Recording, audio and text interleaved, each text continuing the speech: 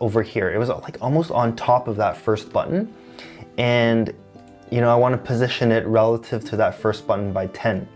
So I go ahead and enable that constraint. I hit 10, pull down this drop down, but the first button isn't there. I can't choose the first button in this drop down. Why is that?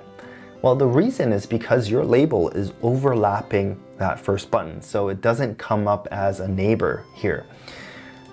So you need to make sure, if you want to make an element relative to another element, you have to make sure that they're not overlapping. And sometimes they could still be overlapping even though they don't look like that in the view, because we mentioned the frame earlier in this lesson. If you check this button out, you can see that the frame actually extends beyond just the word button.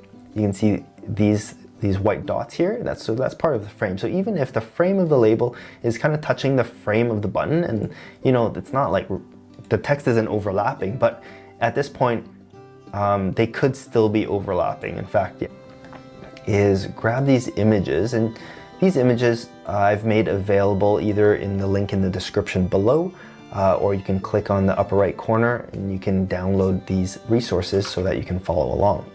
So after you unzip the file and you grab these asset images, just drag them into here. And just a quick note, if you don't understand why there are like 3 sizes of each image, 1x is the original size, 2x is 2 times as large, and 3x is 3 times bigger. The reason is because there's different resolutions of the iOS screen. So all the Retina screens would use the 2x and the Super Retina ones would use the 3x. That's why there are 3 different sizes, and the right size will be used depending on what screen the device the user is using. So like I said, these button graphics,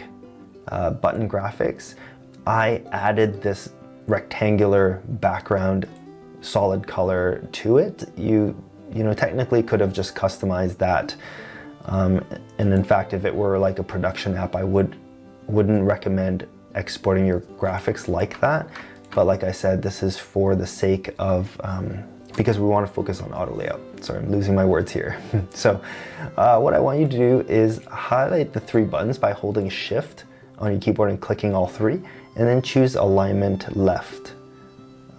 And that's not going to do it. Oh, actually, no, that's fine. That's fine.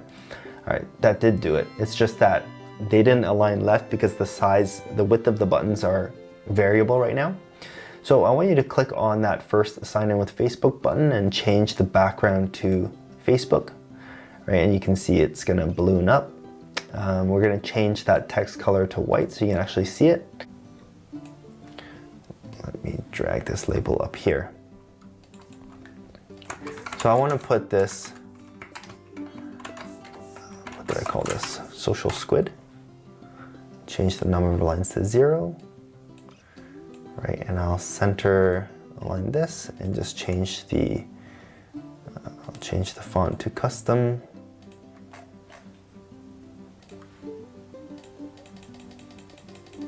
And change it to like a bold type of font. And this one, I will just horizontally align it, and I will make it previous lesson. It's because we want it edge to edge regardless of margins or anything like that. And then let me set all of these to 0. Let me add the 4 constraints.